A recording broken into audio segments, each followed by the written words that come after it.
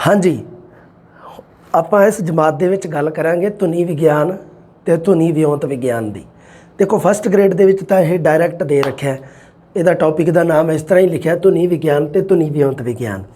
ਇਹਦੇ ਬਾਰੇ ਪੂਰੀ ਗੱਲ ਕਰਾਂਗੇ। ਇਹਨਾਂ ਦੇ ਵਿੱਚ ਅੰਤਰ ਵੀ ਸਪਸ਼ਟ ਹੋ ਜਾਊਗਾ ਵੀ ਧੁਨੀ ਵਿਗਿਆਨ ਕਿਹਨੂੰ ਕਹਿੰਦੇ ਆ, ਧੁਨੀ ਵਿਉਂਤ ਵਿਗਿਆਨ ਕਿਹਨੂੰ ਕਹਿੰਦੇ ਆ। ਹਾਲਾਂਕਿ ਜਿਹੜੀ ਮੇਰੀ ਪਹਿਲੀ ਆਪਾਂ ਪਿਛਲੀ ਜਮਾਤ ਸੀਗੀ ਆਪਣੀ ਭਾਸ਼ਾ ਵਿਗਿਆਨ ਵਾਲੀ, ਉਹਦੇ ਵਿੱਚ ਆਪਾਂ ਥੋੜ੍ਹਾ ਜ਼ਿਕਰ ਕੀਤਾ ਸੀ ਧੁਨੀ ਵਿਗਿਆਨ ਤੇ ਧੁਨੀ ਵਿਉਂਤ ਵਿਗਿਆਨ। ਧੁਨੀ ਵਿਗਿਆਨ ਦੇ ਵਿੱਚ ਤਾਂ ਕਿਸੇ ਵੀ ਭਾਸ਼ਾ ਦੀ, ਦੁਨੀਆ ਦੀ ਕਿਸੇ ਵੀ ਭਾਸ਼ਾ ਦੀਆਂ ਧੁਨੀਆਂ ਦਾ ਅਧਿਐਨ ਹੁੰਦਾ ਹੈ। ਧੁਨੀ ਵਿਉਂਤ ਵਿਗਿਆਨ ਹੁੰਦਾ ਕਿਸੇ ਵਿਸ਼ੇਸ਼ ਭਾਸ਼ਾ ਦੀਆਂ ਧੁਨੀਆਂ ਦਾ ਅਧਿਐਨ। ਜਿਵੇਂ ਮੰਨ ਲਓ ਪੰਜਾਬੀ ਦਾ ਅਧਿਐਨ ਕਰ ਲਓ, ਹਿੰਦੀ ਦਾ ਅਧਿਐਨ ਕਰ ਲਓ, ਸੰਸਕ੍ਰਿਤ ਦਾ ਅਧਿਐਨ ਕਰ ਲਓ, ਉਹ ਤਾਂ ਧੁਨੀ ਵਿਉਂਤ ਵਿਗਿਆਨ ਦੇ ਵਿੱਚ ਆਉਂਦਾ ਹੈ। ਤੇ ਪਰ ਜਦੋਂ ਧੁਨੀਆਂ ਬਾਰੇ ਕੋਈ ਸਾਮਾਨਿਆ ਨੋਰਮਲ ਜਾਣਕਾਰੀ ਦਿੱਤੀ ਜਾਂਦੀ ਹੈ, ਉਸ ਨੂੰ ਧੁਨੀ ਵਿਗਿਆਨ ਕਿਹਾ ਜਾਂਦਾ ਹੈ। ਪਰ ਜਦੋਂ ਪੰਜਾਬੀ ਭਾਸ਼ਾ ਦੀਆਂ ਧੁਨੀਆਂ ਦੀ ਜਾਣਕਾਰੀ ਦਿੱਤੀ ਜਾਂਦੀ ਹੈ ਤਾਂ ਉਸ ਨੂੰ ਧੁਨੀ ਵਿਉਂਤ ਵਿਗਿਆਨ ਕਿਹਾ ਜਾਂਦਾ। ਕਾਮਨ ਗੱਲ ਹੈ। ਹਾਂ, ਕੁਝ ਗੱਲਾਂ ਤੁਹਾਡੇ ਨਾਲ ਸਾਂਝੀਆਂ ਕਰਦਾ ਮੈਂ। ਦੇਖੋ ਇਹ ਸੈਕੰਡ ਗ੍ਰੇਡ ਵਾਸਤੇ ਬਹੁਤ ਇੰਪੋਰਟੈਂਟ ਹੈ, ਫਸਟ ਗ੍ਰੇਡ ਵਾਸਤੇ ਤਾਂ ਹੈ ਹੀ ਹੈ। ਤੁਸੀਂ ਦੋਨਾਂ ਦੇ ਵਿੱਚ ਹੀ ਮੈਂ ਇਹ ਕਲਾਸ ਅਪਲੋਡ ਕਰ ਦੂੰਗਾ। ਹਾਂਜੀ, ਪਹਿਲਾਂ ਤਾਂ ਧਿਆਨ ਰੱਖਿਓ ਵੀ ਦੋਨਾਂ ਵਿਗਿਆਨਾਂ ਦੀ ਅਧਿਐਨ ਸਮੱਗਰੀ ਭਾਸ਼ਾ ਧੁਨੀਤਾ ਹੈ। ਵੀ ਧੁਨੀ ਸ਼ਬਦ ਤਾਂ ਦੋਨਾਂ ਦੇ ਵਿੱਚ ਹੀ ਹੈ, ਇਸ ਕਰਕੇ ਭਾਸ਼ਾ ਦੀ ਜਿਹੜੀ ਧੁਨੀ ਹੈ, ਭਾਸ਼ਾ ਧੁਨੀ ਹੈ ਜਿਹਨੂੰ ਆਪਾਂ ਕਹਿ ਦਿੰਦੇ ਹਾਂ, ਉਹ ਤਾਂ ਦੋਨਾਂ ਦੀ ਅਧਿਐਨ ਸਮੱਗਰੀ ਹੈ। ਵੀ ਅਧਿਐਨ ਕਿਹੜੀ ਚੀਜ਼ ਦਾ ਕਰਾਂਗੇ ਇਹਦੇ ਵਿੱਚ, ਧੁਨੀ ਵਿਗਿਆਨ ਤੇ ਧੁਨੀ ਵਿਉਂਤ ਵਿਗਿਆਨ ਦੇ ਵਿੱਚ। ਉਹਦੇ ਵਿੱਚ ਆਪਾਂ ਮਤਲਬ ਕੀ ਹੈ, ਅਧਿਐਨ ਆਪਾਂ ਕਰਨਾ ਭਾਸ਼ਾ ਧੁਨੀ ਦਾ। ਧੁਨੀ ਵਿਗਿਆਨ ਕਿਹਨੂੰ ਕਿਹਾ ਜਾਂਦਾ? ਧੁਨੀ ਵਿਗਿਆਨ ਸਾਮਾਨਿਆ ਭਾਸ਼ਾ ਹੁੰਦੀ ਹੈ ਤੇ ਧੁਨੀਮ ਵਿਗਿਆਨ ਜਾਂ ਧੁਨੀ ਵਿਉਂਤ ਵਿਗਿਆਨ ਜਿਹਨੂੰ ਕਹਿ ਦਿੰਦੇ ਆਪਾਂ, ਦੋ ਨਾਮ ਹੈ ਇਹਦੇ। ਇੱਕ ਇਹਨੂੰ ਧੁਨੀਮ ਵਿਗਿਆਨ ਵੀ ਕਹਿੰਦੇ ਆ। ਆਹ ਦੇਖੋ ਸ਼ਬਦ ਲਿਖਿਆ, ਇੱਕ ਹੁੰਦਾ ਹੈ ਧੁਨੀ, ਇੱਕ ਹੁੰਦਾ ਹੈ ਧੁਨੀਮ। ਦੋਨਾਂ ਸ਼ਬਦਾਂ ਦੇ ਵਿੱਚ ਫਰਕ ਕਰ ਲਓਗੇ ਨਾ ਬੇਟਾ। ਇੱਕ ਮਿੰਟ ਰੁਕੋ।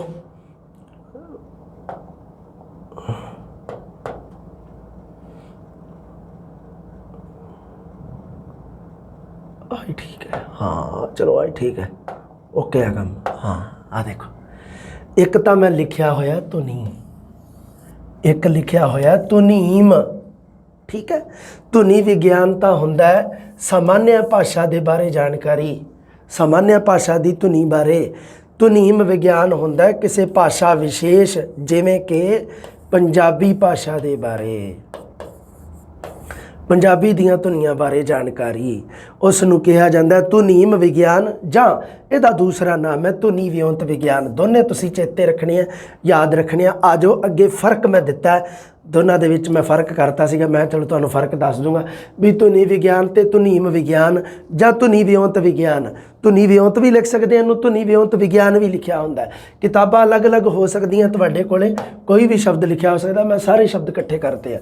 ਇਹਨੂੰ ਧੁਨੀ ਵਿਉਂਤ ਵੀ ਲਿਖਿਆ ਹੁੰਦਾ ਜਾਂ ਧੁਨੀ ਵਿਉਂਤ ਵਿਗਿਆਨ ਵੀ ਲਿਖਿਆ ਹੁੰਦਾ, ਕੋਈ ਦਿੱਕਤ ਨਹੀਂ, ਇਹਦੇ ਵਿੱਚ ਕੋਈ ਟੈਨਸ਼ਨ ਨਹੀਂ ਗੀ। ਧੁਨੀਮ ਵਿਗਿਆਨ ਕਹਿੰਦੇ ਇਹਨੂੰ, ਦੋ ਨਾਮ ਹੈ ਇਹਦੇ। ਧੁਨੀ ਵਿਗਿਆਨ ਦਾ ਇੱਕੋ ਨਾਮ ਹੈ। ਧੁਨੀ ਵਿਗਿਆਨ ਨੂੰ ਤਾਂ ਇੰਗਲਿਸ਼ 'ਚ ਫੋਨੈਟਿਕਸ ਕਹਿ ਦਿੰਦੇ ਆ ਤੇ ਧੁਨੀਮ ਵਿਗਿਆਨ ਨੂੰ ਕਹਿ ਦਿੰਦੇ ਆ ਫੋਨੋਲੋਜੀ। ਇੱਕ ਤਾਂ ਹੈ ਫੋਨੈਟਿਕਸ, ਇੱਕ ਹੈ ਫੋਨੋਲੋਜੀ। ਫੋਨੈਟਿਕਸ ਹੁੰਦਾ ਹੈ ਕਿਸੇ ਵੀ ਭਾਸ਼ਾ, ਮਤਲਬ ਕੋਈ ਵੀ ਸਾਮਾਨਿਆ ਭਾਸ਼ਾ ਦੀਆਂ ਧੁਨੀਆਂ ਦਾ ਅਧਿਐਨ ਕਰਨਾ, ਨੋਰਮਲ ਅਧਿਐਨ ਜਿਸ ਨੂੰ ਆਪਾਂ ਕਹਿ ਦਿੰਦੇ ਸਾਮਾਨਿਆ ਅਧਿਐਨ। ਪਰ ਜਦੋਂ ਆਪਾਂ ਪੰਜਾਬੀ ਭਾਸ਼ਾ ਦੀਆਂ ਧੁਨੀਆਂ ਦਾ ਅਧਿਐਨ ਕਰਦੇ ਹਾਂ, ਜਿਵੇਂ ਖੰਡੀ ਅਖੰਡੀ ਧੁਨੀਆਂ, ਜਿਵੇਂ ਸਵਰ ਵਿਅੰਜਨ ਪੰਜਾਬੀ ਭਾਸ਼ਾ ਦੇ ਪੜ੍ਹਦੇ ਹਾਂ, ਉਹ ਆਪਾਂ ਪੜ੍ਹਦੇ ਹਾਂ ਧੁਨੀਮ ਵਿਗਿਆਨ ਜਾਂ ਧੁਨੀ ਵਿਉਂਤ ਵਿਗਿਆਨ ਜਾਂ ਫੋਨੋਲੋਜੀ ਦੇ ਵਿੱਚ। ਲਓ ਦੇਖੋ ਕੀ ਹੈ, ਕਿਸੇ ਵੀ ਭਾਸ਼ਾ ਦੀਆਂ ਧੁਨੀਆਂ ਦਾ ਅਧਿਐਨ ਕਰਨਾ ਤਾਂ ਧੁਨੀ ਵਿਗਿਆਨ ਹੈ, ਪਰ ਕਿਸੇ ਵਿਸ਼ੇਸ਼ ਭਾਸ਼ਾ ਦੀਆਂ ਧੁਨੀਆਂ ਦਾ ਅਧਿਐਨ ਕਰਨਾ ਧੁਨੀਮ ਵਿਗਿਆਨ ਹੈ, ਜਿਵੇਂ ਕਿ ਪੰਜਾਬੀ ਭਾਸ਼ਾ ਦੀਆਂ ਧੁਨੀਆਂ ਦਾ ਅਧਿਐਨ। ਠੀਕ ਹੈ ਬੇਟਾ ਜੀ। ਅਗਲੀ ਗੱਲ ਦੇਖੋ, ਭਾਸ਼ਾ ਧੁਨੀਆਂ ਦੇ ਸਿਧਾਂਤਕ ਪੱਖ ਦੇ ਨਾਲ ਸੰਬੰਧਿਤ ਆ। ਸਿਧਾਂਤਕ ਜਿਹਨੂੰ ਆਪਾਂ ਕਹਿੰਦੇ ਨੇ, ਸਿਧਾਂਤ ਤੋਂ ਅੱਗੇ ਨਿਯਮ ਲਾਗੂ ਹੁੰਦੇ ਆ, ਹੈ ਨਾ। ਹਾਂ ਦੇਖੋ ਕਿਵੇਂ, ਭਈ ਇਹ ਤਾਂ ਹੈ ਭਾਸ਼ਾ ਦੀਆਂ ਧੁਨੀਆਂ ਦੇ ਸਿਧਾਂਤਕ ਪੱਖ। ਸਿਧਾਂਤ ਹੁੰਦੇ ਆ ਜਿਹੜੇ ਕਿਸੇ ਵੀ ਭਾਸ਼ਾ 'ਤੇ ਆਪੋ ਲਾਗੂ ਕਰ ਦਈਏ। ਜਿਵੇਂ ਮੈਂ ਤੁਹਾਡੇ ਨਾਲ ਪਹਿਲਾਂ ਸਥਿਤੀ ਕਲੀਅਰ ਕੀਤੀ ਸੀ ਵੀ ਜਦੋਂ ਆਪਾਂ ਭਾਸ਼ਾ ਦੀਆਂ ਧੁਨੀਆਂ ਦਾ ਆਪਾਂ ਵੀ ਧੁਨੀਆਂ ਦਾ ਉਚਾਰ ਜਿਵੇਂ ਹੁੰਦਾ ਹੈ ਨਾ, ਹੁਣ ਧੁਨੀ ਉਚਾਰ ਦੀ ਪ੍ਰਕਿਰਿਆ ਜਿਹੜੀ, ਜਾਂ ਧੁਨੀ ਸੰਚਾਰ ਦੀ ਪ੍ਰਕਿਰਿਆ, ਧੁਨੀ ਸ਼ਰਵਣ ਦੀ ਪ੍ਰਕਿਰਿਆ, ਉਹ ਤਾਂ ਸਾਰੀਆਂ ਭਾਸ਼ਾ ਦੇ ਵਿੱਚ ਕਾਮਨ ਆ ਨਾ। ਉਹ ਚੀਜ਼ ਜਦੋਂ ਆਪਾਂ ਪੜ੍ਹਨੀ ਆ, ਉਹ ਤਾਂ ਧੁਨੀ ਵਿਗਿਆਨ 'ਚ ਪੜ੍ਹਦੇ ਹਾਂ। ਪਰ ਜੇ ਮੈਂ ਕਹਾਂ ਵੀ ਪੰਜਾਬੀ ਦੇ ਸਵਰ, ਪੰਜਾਬੀ ਦੇ ਵਿਅੰਜਨ, ਉਹ ਆਪਾਂ ਕਾਹਦੇ 'ਚ ਪੜ੍ਹਦੇ ਹਾਂ? ਉਹ ਆਪਾਂ ਧੁਨੀਮ ਵਿਗਿਆਨ ਦੇ ਵਿੱਚ ਪੜ੍ਹਦੇ ਹਾਂ। ਭਾਸ਼ਾ ਧੁਨੀਆਂ ਦੇ ਵਿਵਹਾਰਿਕ ਪੱਖ ਦੇ ਨਾਲ ਸੰਬੰਧਿਤ ਹੈ। ਆਹ ਤਾਂ ਹੈ ਸਿਧਾਂਤਕ ਪੱਖ ਦੇ ਨਾਲ ਸੰਬੰਧਿਤ ਧੁਨੀ ਵਿਗਿਆਨ, ਪਰ ਧੁਨੀਮ ਵਿਗਿਆਨ ਜਾਂ ਧੁਨੀ ਵਿਉਂਤ ਵਿਗਿਆਨ ਹੈ ਵਿਵਹਾਰਿਕ ਪੱਖ ਦੇ ਨਾਲ ਸੰਬੰਧਿਤ। ਮਨੁੱਖੀ ਕੰਠ ਵਿੱਚੋਂ ਨਿਕਲੀਆਂ ਆਮ ਧੁਨੀਆਂ ਦਾ ਵਰਣਨ ਇਹਦੇ ਵਿੱਚ ਕੀਤਾ ਜਾਂਦਾ ਹੈ।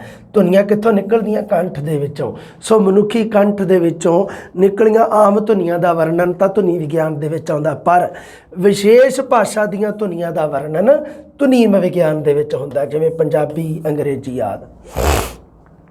ਦੋਨੋਂ ਤੁਹਾਨੂੰ ਪਤਾ ਹੀ ਆ ਭਾਸ਼ਾ ਵਿਗਿਆਨ ਦੀਆਂ ਸ਼ਾਖਾਵਾਂ ਆ, ਧਿਆਨ ਰੱਖਿਓ, ਦੋਨੋਂ ਹੀ ਆ ਭਾਸ਼ਾ ਵਿਗਿਆਨ ਦੀਆਂ। ਭਾਸ਼ਾ ਵਿਗਿਆਨ ਦੀ ਆਪਾਂ ਪਿਛਲੀ ਜਮਾਤ 'ਚ ਗੱਲ ਕਰ ਚੁੱਕੇ ਹਾਂ। ਸੋ ਇਹ ਦੋਨੋਂ ਹੀ ਧੁਨੀ ਵਿਗਿਆਨ ਤੇ ਧੁਨੀ ਵਿਉਂਤ ਵਿਗਿਆਨ ਜਾਂ ਧੁਨੀਮ ਵਿਗਿਆਨ, ਫੋਨੋਲੋਜੀ, ਇਹ ਦੋਨੋਂ ਹੀ ਭਾਸ਼ਾ ਵਿਗਿਆਨ ਦੀਆਂ ਸ਼ਾਖਾਵਾਂ ਹਨ। ਮਤਲਬ ਦੋਨਾਂ ਨੂੰ ਪੜ੍ਹਿਆ ਕਿਹਦੇ ਅੰਤਰਗਤ ਜਾਂਦਾ ਹੈ? ਭਾਸ਼ਾ ਵਿਗਿਆਨ ਦੇ ਅੰਤਰਗਤ। ਆ ਜੋ ਗੱਲ ਕਰੀਏ ਧੁਨੀ ਵਿਗਿਆਨ ਦੀ। ਧੁਨੀ ਵਿਗਿਆਨ ਦੇ ਵਿੱਚ 3 ਤਰ੍ਹਾਂ ਦੀਆਂ ਧੁਨੀਆਂ ਦਾ ਅਧਿਐਨ ਕਰਦੇ ਹਾਂ ਆਪਾਂ। ਧੁਨੀ ਵਿਗਿਆਨ ਦੇ ਵਿੱਚ ਕੋਈ ਬਾਹਲਾ ਹੈ ਨਹੀਂਗਾ। ਇੱਕ ਤਾਂ ਉਚਾਰ ਧੁਨੀ ਵਿਗਿਆਨ, ਇੱਕ ਹੈਗਾ ਭੌਤਿਕ ਜਾਂ ਸੰਚਾਰ ਧੁਨੀ ਵਿਗਿਆਨ, ਇੱਕ ਸ਼੍ਰਵਣੀ ਧੁਨੀ ਵਿਗਿਆਨ। ਦੇਖੋ ਉਚਾਰ ਧੁਨੀ ਵਿਗਿਆਨ ਦਾ ਤਾਂ ਸੰਬੰਧ ਹੈਗਾ ਵਕਤੇ ਨਾਲ। ਵਕਤਾ ਕਿਹਨੂੰ ਕਹਿੰਦੇ ਆ? ਬੋਲਣ ਵਾਲਾ। ਕੌਣ? ਬੋਲਣ ਵਾਲਾ। ਜਿਵੇਂ ਮੈਂ ਬੋਲ ਰਿਹਾ ਇਸ ਮੌਕੇ, ਮੈਂ ਵਕਤਾ, ਠੀਕ ਹੈ। ਭੌਤਿਕ ਜਾਂ ਸੰਚਾਰ ਧੁਨੀ ਵਿਗਿਆਨ, ਇਹ ਵਾਯੂ ਹੁੰਦੀ ਹੈ। ਦੇਖੋ ਸੰਚਾਰ ਦਾ ਸਾਧਨ ਹੁੰਦਾ ਵਾਯੂ ਹੀ ਹੁੰਦੀ ਹੈ। ਵਿਚਾਲੇ ਮੰਨ ਲਓ ਕੋਈ 2 ਆਦਮੀ ਆਪਸ 'ਚ ਗੱਲ ਕਰ ਰਹੇ ਆ ਤਾਂ ਉਹਨਾਂ ਦੇ ਵਿੱਚ ਜਿਹੜੀ ਵਿੱਥ ਹੈ ਉਸ ਨੂੰ ਕਿਹੜੀ ਚੀਜ਼ ਭਰ ਰਹੀ ਹੈ? ਵਾਯੂ ਭਰ ਰਹੀ ਹੈ। ਮੰਨ ਲਓ ਕਿ ਇੱਕ ਦੀ ਆਵਾਜ਼ ਦੂਸਰੇ ਦੇ ਕੰਨਾਂ ਤੱਕ ਪਹੁੰਚ ਰਹੀ ਆ, ਉਹਦਾ ਜ਼ਰੀਆ ਕੀ ਬਣ ਰਿਹਾ? ਮਾਧਮ, ਵਾਯੂ ਬਣ ਰਹੀ ਆ, ਹਵਾ ਜਿਹਨੂੰ ਆਪਾਂ ਕਹਿ ਦਿੰਦੇ ਹਾਂ ਦੂਸਰੇ ਸ਼ਬਦਾਂ ਦੇ ਵਿੱਚ। ਪਰ ਇੱਥੇ ਭਾਸ਼ਾ ਵਿਗਿਆਨ ਦੇ ਸ਼ਬਦਾਂ ਵਿੱਚ ਉਸ ਨੂੰ ਹਵਾ ਨਹੀਂ ਕਿਹਾ ਜਾਊਗਾ, ਉਸ ਨੂੰ ਵਾਯੂ ਕਿਹਾ ਜਾਊਗਾ। ਭੌਤਿਕ ਜਾਂ ਸੰਚਾਰ ਧੁਨੀ ਵਿਗਿਆਨ ਦਾ ਦੂਸਰਾ ਨਾਮ ਹੈ ਬੇਟਾ ਭੌਤਿਕ ਧੁਨੀ ਵਿਗਿਆਨ। ਧਿਆਨ ਰੱਖਣਾ ਹੈ, 2 ਨਾਮ ਹੈ, ਬਾਕੀਆਂ ਦਾ ਇੱਕ ਹੀ ਨਾਮ ਹੈ। ਉਚਾਰ ਧੁਨੀ ਵਿਗਿਆਨ ਜਾਂ ਸ਼੍ਰਵਣੀ ਧੁਨੀ ਵਿਗਿਆਨ, ਇਹਨਾਂ ਦਾ ਇੱਕ ਹੀ ਨਾਮ ਹੈ, ਪਰ ਇਹਦਾ ਹੈ ਆਪਾਂ ਉੱਪਰ ਪੜ੍ਹੇ ਸੀਗੇ ਨਾ, ਆਪਾਂ ਜਦੋਂ ਭਾਸ਼ਾ ਵਿਗਿਆਨ ਦੀ ਗੱਲ ਕਰ ਰਹੇ ਸੀ, ਲਓ ਉਹੀ ਗੱਲਾਂ ਆ ਗਈਆਂ ਇੱਥੇ। ਧੁਨੀ ਵਿਗਿਆਨ ਦੇ ਵਿੱਚ ਆਪਾਂ ਪੜ੍ਹਨਾ ਹੈ, ਇੱਕ ਤਾਂ ਉਚਾਰ ਧੁਨੀ ਵਿਗਿਆਨ, ਇਹਦਾ ਸੰਬੰਧ ਤਾਂ ਹੁੰਦਾ ਵਕਤੇ ਨਾਲ, ਬੋਲਣ ਵਾਲੇ ਨਾਲ। ਭੌਤਿਕ ਜਾਂ ਸੰਚਾਰ ਧੁਨੀ ਵਿਗਿਆਨ ਦਾ ਸੰਬੰਧ ਹੁੰਦਾ ਵਾਯੂ ਨਾਲ, ਵਿੱਚ ਮੈਸੇਜ ਦਾ ਸੰਚਾਰ, ਟਰਾਂਸਫਰ ਹੋਊਗਾ ਮੈਸੇਜ। ਸ਼੍ਰਵਣੀ ਧੁਨੀ ਵਿਗਿਆਨ ਦਾ ਸੰਬੰਧ ਹੈਗਾ ਸਰੋਤਾ, ਮਤਲਬ ਸੁਣਨ ਵਾਲਾ। ਸ਼੍ਰਵਣ ਆਪਾਂ ਕਿਹਦੇ ਨਾਲ ਸੁਣਦੇ ਹਾਂ? ਸ਼੍ਰਵਣ ਮਤਲਬ ਕੰਨਾਂ ਨਾਲ। ਸ਼੍ਰਵਣ ਦਾ ਸ਼ਾਬਦਿਕ ਅਰਥ ਹੁੰਦਾ ਕੰਨ, ਈਅਰਸ। ਹਾਂ, ਸੁਣਨ ਵਾਲਾ। ਠੀਕ ਹੈ ਬੇਟਾ ਜੀ, ਗੱਲ ਕਲੀਅਰ ਹੈ, ਕਾਮਨ ਜੀ ਗੱਲ ਹੈ, ਕੋਈ ਦਿੱਕਤ ਨਹੀਂ ਇੱਥੇ। ਹਾਂ, ਹੁਣ ਸਭ ਤੋਂ ਪਹਿਲਾਂ ਗੱਲ ਕਰਦੇ ਹਾਂ ਆਪਾਂ ਉਚਾਰਨ ਧੁਨੀ ਵਿਗਿਆਨ ਜਾਂ ਉਚਾਰ ਧੁਨੀ ਵਿਗਿਆਨ ਜਿਹਨੂੰ ਮੈਂ ਕਿਹਾ। ਫੇਫੜਿਆਂ ਤੋਂ ਲੈ ਕੇ ਬੁੱਲ੍ਹਾਂ ਦਰਮਿਆਨ ਦੀ ਉਚਾਰਨ ਪ੍ਰਕਿਰਿਆ ਦੇ ਅਧਿਐਨ ਨੂੰ ਕਿਹਾ ਜਾਂਦਾ ਹੈ ਉਚਾਰਨ ਧੁਨੀ ਵਿਗਿਆਨ। ਉਚਾਰਨ ਧੁਨੀ ਵਿਗਿਆਨ ਦੇ ਵਿੱਚ ਤਾਂ ਪਿੱਛੇ ਗੱਲ ਕਰ ਚੁੱਕੇ ਸੀ ਆਪਾਂ ਭਾਸ਼ਾ ਵਿਗਿਆਨ ਵਾਲੀ, ਹੈ ਨਾ। ਉਹਦੇ ਵਿੱਚ ਮੈਂ ਤੁਹਾਨੂੰ ਦੱਸਿਆ ਸੀਗਾ ਵੀ ਉਚਾਰਨ ਧੁਨੀ ਵਿਗਿਆਨ ਦੇ ਮਤਲਬ ਹੁੰਦਾ ਹੈ ਫੇਫੜਿਆਂ ਤੋਂ ਲੈ ਕੇ ਬੁੱਲ੍ਹਾਂ ਦੇ ਦਰਮਿਆਨ ਦੀ ਉਚਾਰਨ ਪ੍ਰਕਿਰਿਆ ਦਾ ਅਧਿਐਨ। ਠੀਕ ਹੈ, ਫੇਫੜਿਆਂ ਤੋਂ ਬਾਹਰ ਆਉਂਦੀ ਵਾਧੂ ਧਾਰਾ ਜਿਹੜੀ ਉਹ ਮੂੰਹ ਪੋਲ ਵਿੱਚ ਰੁਕ ਕੇ, ਵਾਧੂ ਧਾਰਾ ਜਿਹੜੀ ਫੇਫੜਿਆਂ ਤੋਂ ਬਾਹਰ ਆ ਰਹੀ ਹੈ, ਜਿਹੜੀ ਫੇਫੜਿਆਂ ਦੇ ਵਿੱਚੋਂ ਵਾਯੂ ਬਾਹਰ ਆਉਂਦੀ ਹੈ। ਦੇਖੋ ਫੇਫੜੇ ਆ ਜਿਹੜੇ ਉਹ ਆਪਣੇ ਸਾਹ ਲੈਣ ਦਾ ਜ਼ਰੀਆ ਹੈ ਨਾ। ਜਦੋਂ ਆਪਾਂ ਸਾਹ ਅੰਦਰ ਨੂੰ ਖਿੱਚਦੇ ਹਾਂ, ਬਾਹਰ ਨੂੰ ਕੱਢਦੇ ਹਾਂ, ਉਦੋਂ ਫੇਫੜੇ ਆ ਸਾਡੇ ਜਾਂ ਸਿੰਗੜਦੇ ਆ ਤੇ ਜਾਂ ਫੈਲਦੇ ਆ, ਹੈ ਨਾ। ਸੋ ਫੇਫੜਿਆਂ ਦੇ ਵਿੱਚ ਬਾਹਰ ਆਉਂਦੀ ਜਿਹੜੀ ਵਾਧੂ ਧਾਰਾ, ਉਹ ਸਾਡੇ ਮੂੰਹ ਪੋਲ, ਓਰਲ ਕੈਵਿਟੀ, ਜਿਹੜੀ ਮੂੰਹ ਪੋਲ ਮਤਲਬ ਆ ਮੂੰਹ ਦੇ ਅੰਦਰ ਜਿਹੜਾ ਪੋਲ ਬਣਿਆ ਹੋਇਆ, ਇਸ ਨੂੰ ਕਿਹਾ ਜਾਂਦਾ ਮੂੰਹ ਪੋਲ। ਉਸ ਵਿੱਚ ਰੁਕ ਕੇ ਕਿਵੇਂ ਧੁਨੀਆਂ ਦਾ ਉਚਾਰਨ ਕਰਦੀ ਹੈ, ਇਹ ਆਪਾਂ ਉਚਾਰਨ ਧੁਨੀ ਵਿਗਿਆਨ ਦੇ ਵਿੱਚ ਪੜ੍ਹਦੇ ਹਾਂ। ਮੈਂ ਤੁਹਾਨੂੰ ਇਹ ਦੱਸ ਰਿਹਾ ਇੱਥੇ ਵੀ ਉਚਾਰਨ ਧੁਨੀ ਵਿਗਿਆਨ ਦੇ ਵਿੱਚ ਪੜ੍ਹਨਾ ਕੀ ਚੀਜ਼ ਹੈ, ਕੀ ਚੀਜ਼ ਪੜ੍ਹਦੇ ਹੁੰਦੇ ਆ ਆਪਾਂ। ਉਚਾਰਨ ਧੁਨੀ ਵਿਗਿਆਨ ਦੇ ਵਿੱਚ ਕਿਹੜੀਆਂ ਚੀਜ਼ਾਂ ਆਉਂਦੀਆਂ, ਇਹਦੇ ਵਿੱਚ ਕਿਹੜੀਆਂ ਗੱਲਾਂ ਆਪਾਂ ਪੜ੍ਹਦੀਆਂ ਹੁੰਦੀਆਂ, ਉਹਦੀ ਗੱਲ ਕਰ ਰਿਹਾ ਮੈਂ। ਧੁਨੀ ਉਚਾਰਨ ਸਥਾਨ ਕੀ ਹੈ, ਇਹਦੇ ਵਿੱਚ ਕੀ ਪੜ੍ਹਨਾ। ਇੱਕ ਤਾਂ ਧੁਨੀ ਉਚਾਰਨ ਸਥਾਨ, ਮਤਲਬ ਕੀ ਹੈ ਵੀ ਕਿਹੜੀ ਧੁਨੀ ਕਿਹੜੇ ਸਥਾਨ ਤੋਂ ਉਚਾਰੀ ਜਾਂਦੀ ਹੈ। ਉਚਾਰਨ ਧੁਨੀ ਸਥਾਨ ਹੋ ਗਿਆ ਨਾ, ਕੋਈ ਦੰਤੀ ਧੁਨੀ ਆ, ਕੋਈ ਕੰਠੀ ਧੁਨੀ ਆ ਤੁਹਾਡੀ, ਉਹ ਉਚਾਰਨ ਸਥਾਨ ਹੈ। ਉਚਾਰਨ ਲਹਿਜਾ ਹੁੰਦਾ ਢੰਗ ਜਾਂ ਤਰੀਕਾ। ਲਹਿਜਾ ਢੰਗ ਜਾਂ ਤਰੀਕਾ ਹੁੰਦਾ। ਉਚਾਰਨ ਤਰੀਕੇ ਦੇ ਆਧਾਰ 'ਤੇ ਵੀ ਹੁੰਦੇ ਆ, ਉਚਾਰਨ ਕਰਨ ਦੇ ਤਰੀਕੇ ਹੁੰਦੇ ਆ ਅਲੱਗ-ਅਲੱਗ ਧੁਨੀਆਂ ਨੂੰ। ਉਚਾਰਨ ਅੰਗ, ਉਚਾਰਨ ਧੁਨੀਆਂ ਦੇ ਉਚਾਰਨ ਵੇਲੇ ਕਿਹੜੇ ਅੰਗਾਂ ਦਾ ਇਸਤੇਮਾਲ ਹੁੰਦਾ ਹੈ, ਉਹਨਾਂ ਦੇ ਬਾਰੇ ਗੱਲ ਕਰਨੀ ਉਚਾਰਨ ਧੁਨੀ ਵਿਗਿਆਨ 'ਚ। ਪੌਣ ਧਾਰਾ ਵਿਧੀਆਂ, ਸੋ ਵਾਯੂ ਧਾਰਾ ਜਾਂ ਪੌਣ ਧਾਰਾ ਵਿਧੀਆਂ ਜਿਹੜੀਆਂ ਉਹ ਆਪਾਂ ਸਾਰੀਆਂ ਉਚਾਰਨ ਧੁਨੀ ਵਿਗਿਆਨ ਦੇ ਵਿੱਚ ਗੱਲ ਕਰਦੇ ਹਾਂ। ਧੁਨੀ ਸਰੋਤ ਤੋਂ ਲੈ ਕੇ ਉਚਾਰਨ ਤੱਕ ਦਾ ਅਧਿਐਨ। ਧੁਨੀ ਸਰੋਤ ਕੀ ਹੈ, ਦੂਸਰੇ ਸ਼ਬਦਾਂ ਦੇ ਵਿੱਚ ਫੇਫੜਿਆਂ ਤੋਂ ਲੈ ਕੇ ਬੁੱਲ੍ਹਾਂ ਤੱਕ ਦੀ ਉਚਾਰਨ ਪ੍ਰਕਿਰਿਆ ਦਾ ਅਧਿਐਨ। ਧੁਨੀ ਸਰੋਤ ਹੈਗੇ ਆ ਫੇਫੜੇ ਆ। ਧੁਨੀ ਸਰੋਤ ਹੁੰਦੀ ਆ ਵੀ ਸਰੋਤ ਹੁੰਦਾ ਵੀ ਮਾਧਿਅਮ, ਜ਼ਰੀਆ, ਜਿੱਥੋਂ ਪੈਦਾ ਹੁੰਦੀ ਹੈ ਚੀਜ਼। ਪੈਦਾ ਹੋਣਾ। ਸੋ ਧੁਨੀ ਪੈਦਾ ਕਿੱਥੋਂ ਹੋਣੀ ਸ਼ੁਰੂ ਹੁੰਦੀ ਹੈ? ਫੇਫੜਿਆਂ ਤੋਂ। ਫੇਫੜਿਆਂ ਤੋਂ ਲੈ ਕੇ ਉਚਾਰਨ ਕਰਨ ਤੱਕ। ਉਚਾਰਨ ਦੇ ਵਿੱਚ ਸਭ ਤੋਂ ਲਾਸਟ ਦੇ ਵਿੱਚ ਹੈਲਪ ਕੌਣ ਕਰਦੇ ਆ? ਸਾਡੇ ਬੁੱਲ। ਇੱਥੇ ਸਾਡਾ ਉਚਾਰਨ ਖਤਮ ਹੁੰਦਾ ਹੈ। ਉਚਾਰਨ ਸ਼ੁਰੂ, ਉਚਾਰਨ ਦੀ ਪ੍ਰਕਿਰਿਆ ਸ਼ੁਰੂ ਹੁੰਦੀ ਹੈ ਫੇਫੜਿਆਂ ਤੋਂ ਤੇ ਬੁੱਲਾਂ ਤੇ ਜਾ ਕੇ ਉਚਾਰਨ ਦੀ ਪ੍ਰਕਿਰਿਆ ਖਤਮ ਹੁੰਦੀ ਹੈ। ਇਹ ਅਸੀਂ ਪੜ੍ਹਦੇ ਹਾਂ ਇਹਦੇ ਵਿੱਚ ਉਚਾਰਨ ਧੁਨੀ ਵਿਗਿਆਨ ਦੇ ਵਿੱਚ ਪੜ੍ਹਦੇ ਹਾਂ ਸਾਰੀਆਂ ਚੀਜ਼ਾਂ ਆਪਾਂ। ਉਚਾਰਨ ਅੰਗ। ਅੱਛਾ ਹੁਣ ਆ ਜਾਓ, ਹੁਣ ਮੈਂ ਇੱਥੇ ਲਿਖਿਆ ਹੋਇਆ ਵੀ ਉਚਾਰਨ ਸਥਾਨ, ਉਚਾਰਨ ਲਹਿਜਾ, ਉਚਾਰਨ ਅੰਗ, ਪੌਣ ਧਾਰਾ ਵਿਧੀਆਂ। ਇਹਨਾਂ ਵਿੱਚੋਂ ਕੁਝ ਗੱਲਾਂ ਇੰਪੋਰਟੈਂਟ ਆ ਤੁਹਾਡੇ ਵਾਸਤੇ, ਉਹ ਮੈਂ ਦੱਸ ਦਿੰਦਾ। ਆ ਜਾਓ ਫਿਰ ਉਚਾਰਨ ਅੰਗਾਂ ਦਾ ਥੋੜ੍ਹਾ ਜਿਹਾ ਧਿਆਨ ਹੋਣਾ ਚਾਹੀਦਾ। ਉਚਾਰਨ ਅੰਗਾਂ ਦਾ ਜ਼ਿਕਰ ਆਊਗਾ ਉਚਾਰਨ ਸਥਾਨ ਦੇ ਆਧਾਰ 'ਤੇ ਜਾਂ ਕਿਵੇਂ ਆ। ਫਿਰ ਤੁਸੀਂ ਕਹੋਗੇ ਵੀ ਸਰ ਇਹ ਉਚਾਰਨ ਅੰਗ ਦਾ ਨਾਮ ਕੀ ਹੈ? ਉਚਾਰਨ ਅੰਗਾਂ ਦੇ ਵਿੱਚ ਹੋਂਠ, ਜਿਨ੍ਹਾਂ ਨੂੰ ਆਪਾਂ ਬੁੱਲ ਕਹਿ ਦਿੰਦੇ ਹਾਂ, ਦੰਦ, ਦੰਦ ਪਠਾਰ ਵੀ ਆਊਗਾ ਇੱਕ ਸ਼ਬਦ। ਮੈਂ ਕਿਹਾ ਤੁਹਾਨੂੰ ਦਿੱਕਤ ਨਾ ਆਵੇ ਵੀ ਦੰਦ ਪਠਾਰ ਕਿਹਨੂੰ ਕਹਿੰਦੇ ਆ? ਸਰ ਦੰਦ ਪਠਾਰ, ਦੰਦ ਪਠਾਰ ਹੁੰਦਾ ਦੰਦਾਂ ਦਾ ਪਿਛਲਾ ਪਾਸਾ, ਉਸ ਨੂੰ ਕਿਹਾ ਜਾਂਦਾ ਹੈ ਦੰਦ ਪਠਾਰ। ਦੰਦਾਂ ਦਾ ਪਿਛਲਾ ਪਾਸਾ ਦੰਦ ਪਠਾਰ ਹੁੰਦਾ ਜਿਹੜਾ। ਦੰਦਾਂ ਦਾ ਪਿਛਲਾ ਪਾਸਾ, ਉੱਪਰ ਵਾਲੇ ਤੇ ਥੱਲੜੇ ਵਾਲੇ ਦੰਦਾਂ ਦਾ ਪਿਛਲਾ ਪਾਸਾ, ਜਮਾਂ ਨੇੜੇ ਦੰਦਾਂ ਦੇ ਹੱਥ ਲਾ ਕੇ ਦੇਖ ਸਕਦੇ ਹੋ ਤੁਸੀਂ। ਮੈਂ ਤਾਂ ਹੱਥ ਲਾਉਂਦਾ ਚੰਗਾ ਨਹੀਂ ਲੱਗਣਾ ਹੁਣ ਕਲਾਸ 'ਚ, ਹੈ ਨਾ। ਤੁਸੀਂ ਥੋੜ੍ਹਾ ਜਿਹਾ ਹੱਥ ਲਾ ਕੇ ਦੇਖ ਸਕਦੇ ਹੋ ਵੀ ਦੰਦਾਂ ਦਾ ਪਿਛਲਾ ਪਾਸਾ, ਉਹਨੂੰ ਦੰਦ ਪਠਾਰ ਕਹਿੰਦੇ। ਮਤਲਬ ਤਾਂ ਇਹਦਾ ਇਹੀ ਹੈ ਨਾ ਵੀ ਦੰਦ ਪਠਾਰ ਤਾਂ ਉਹੀ ਹੋਊਗਾ ਵੀ ਜਿਹੜਾ ਹਿੱਸਾ ਦੰਦਾਂ ਦੇ ਨੇੜੇ ਹੋਊਗਾ। ਕੋਈ ਐ ਤਾਂ ਇਹ ਨਹੀਂ ਵੀ ਦੰਦਾਂ ਤੋਂ ਦੂਰ ਹੈ ਕੋਈ ਉਹਨੂੰ ਕਹਿ ਦੂਗਾ ਉਹ ਦੰਦ ਪਠਾਰ। ਦੰਦਾਂ ਦੇ ਨੇੜੇ ਰਹੋ, ਉਸ ਦੰਦਾਂ ਦੇ ਨੇੜੇ ਜਿਹੜੀ ਜਗ੍ਹਾ ਉਹਨੂੰ ਦੰਦ ਪਠਾਰ ਕਿਹਾ ਜਾਂਦਾ। ਹਾਂ, ਸਖਤ ਤਾੜੂ ਦਾ ਨਾਮ ਆਊਗਾ। ਸਖਤ ਤਾੜੂ ਕਿਹਾ ਜਾਂਦਾ ਦੰਦ ਪਠਾਰ ਦਾ ਤੁਰੰਤ ਪਿਛਲਾ ਪਾਸਾ। ਠੀਕ ਹੈ, ਹੁਣ ਤੁਸੀਂ ਇਹ ਸਮਝੋ ਵੀ ਆ ਮੰਨ ਲਓ, ਚਲੋ ਆ ਜਾਓ ਮੈਂ ਦੱਸਦਾ ਤੁਹਾਨੂੰ ਤਰੀਕਾ।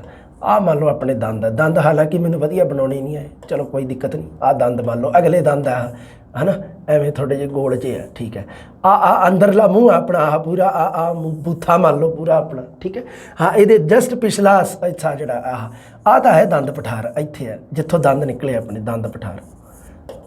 ਜਦੋਂ ਆਪਾਂ ਅੰਦਰ ਮੂੰਹ ਦੇ ਅੰਦਰ ਜਦੋਂ ਆਪਾਂ ਹੱਥ ਲਾਉਣੇ ਪਾਸਿਆਂ 'ਤੇ, ਉਹ ਤਾਂ ਹੈ ਸਾਡੇ ਦੰਦ ਪਠਾਰ। ਵੈਸੇ ਹੀ ਦੱਸ ਦਿੰਦਾ ਤੁਹਾਨੂੰ, ਮੈਨੂੰ ਤਾਂ ਕੋਈ ਇਹਦੇ ਕੋਈ, ਮੈਂ ਕਿਹੜਾ ਕੋਈ ਆਪਣੇ ਕੋਈ ਚਿੱਤਰਕਾਰ ਥੋੜ੍ਹਾ ਮੈਂ ਤੁਹਾਨੂੰ। ਉਸ ਤੋਂ ਜਸਟ ਪਿੱਛੇ ਆ ਗਿਆ ਇੱਥੇ ਤੁਹਾਡਾ ਸਖਤ ਤਾਲੂ ਹੈ। ਆਹ ਤੁਹਾਡਾ ਸਖਤ ਤਾਲੂ ਹੈ। ਠੀਕ ਹੈ, ਤੁਹਾਡਾ ਮੇਰਾ ਵੀ ਹੈ, ਮੈਂ ਕੋਈ ਅੱਡ ਥੋੜ੍ਹਾ ਮੰਗਲ ਗ੍ਰਹਿ ਤੋਂ ਥੋੜ੍ਹਾ ਆਇਆ ਮੈਂ। ਦੰਦ ਪਠਾਰ ਦਾ ਤੁਰੰਤ ਪਿਛਲਾ ਪਾਸਾ ਜਿਹੜਾ ਉਹ ਕੋਮਲ ਤਾਲੂ ਕਿਹੜਾ ਆ ਗਿਆ? ਸਖਤ ਤਾਲੂ ਤੋਂ ਸਖਤ ਤਾਲੂ ਤੇ ਕਾਕਲ ਦੇ ਵਿਚਕਾਰ ਵਾਲਾ ਹਿੱਸਾ।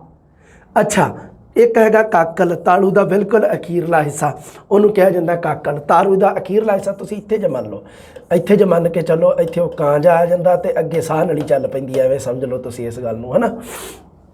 ਹਾਂ, ਤਾਲੂ ਦਾ ਬਿਲਕੁਲ ਅਖੀਰਲਾ ਹਿੱਸਾ ਆ ਜਿਹੜਾ ਆ ਕਾਕਲ ਹੈ ਇੱਥੇ। ਅਤੇ ਉਸ ਤੋਂ ਬਾਅਦ ਕੋਮਲ ਤਾਲੂ ਆ ਜਿਹੜਾ ਸਖਤ ਤਾਲੂ ਅਤੇ ਕਾਕਲ ਵਾਲਾ ਆ ਵਿਚਕਾਰਲਾ ਹਿੱਸਾ ਰਹਿ ਜਾਂਦਾ ਜਿਹੜਾ, ਇਹਨੂੰ ਕੋਮਲ ਤਾਲੂ ਕਿਹਾ ਜਾਂਦਾ। ਇਹ ਸਾਡਾ ਕੋਮਲ ਹੈ ਥੋੜ੍ਹਾ ਜਿਹਾ ਤਾਲੂ। ਅਗਰ ਤੁਸੀਂ ਜੀਭ ਲਾ ਕੇ ਵੀ ਦੇਖੋ, ਹਾਂ ਜੀਭ ਤੋਂ ਵੀ ਪਤਾ ਲੱਗਦਾ ਵੀ ਅਗਲਾ ਜਿਹੜਾ ਤਾਲੂ ਆ ਉਹ ਸਖਤ ਹੈ ਅਤੇ ਪਿਛਲਾ ਉਦੋਂ ਪਿਛਲਾ ਜਿਹੜਾ ਕੋਮਲ ਤਾਲੂ ਕਿਉਂ ਆ? ਕਿਉਂਕਿ ਉਹ ਥੋੜ੍ਹਾ ਕੋਮਲ ਹੈ। ਅਤੇ ਉਸ ਤੋਂ ਪਿੱਛੇ ਕਾਕਲ ਹੈ। ਕਾਕਲ ਤੱਕ ਵੀ ਆਪਾਂ ਨੂੰ ਜੀਭ ਲਗਭਗ ਹਾਂ ਕਾਕਲ ਪਿੱਛੇ ਤਾਂ ਬਿਲਕੁਲ ਅਖੀਰਲਾ ਹਿੱਸਾ। ਅਤੇ ਫਿਰ ਆ ਗਈ ਜੀ ਜੀਭ। ਲਓ ਆਹ ਹੈਗੇ ਉਚਾਰਨ ਅੰਗ। ਇਹ ਉਚਾਰਨ ਅੰਗ ਜਦੋਂ ਪੰਜਾਬੀ ਭਾਸ਼ਾ ਦੀਆਂ ਧੁਨੀਆਂ ਦਾ ਆਪਾਂ ਵਰਗੀਕਰਨ ਕਰਾਂਗੇ, ਉਦੋਂ ਉਚਾਰਨ ਅੰਗਾਂ ਦਾ ਜ਼ਿਕਰ ਆਊਗਾ ਅਤੇ ਉਦੋਂ ਬੇਟਾ ਜੀ ਤੁਸੀਂ ਇਹ ਕਲੀਅਰ ਕਰ ਲੈਣਾ। ਠੀਕ ਹੈ, ਉਹਦੇ ਵਿੱਚ ਆਪਣੀ ਪੂਰੀਆਂ ਇਹ ਆਉਣਗੇ ਸ਼ਬਦ ਉਦੋਂ।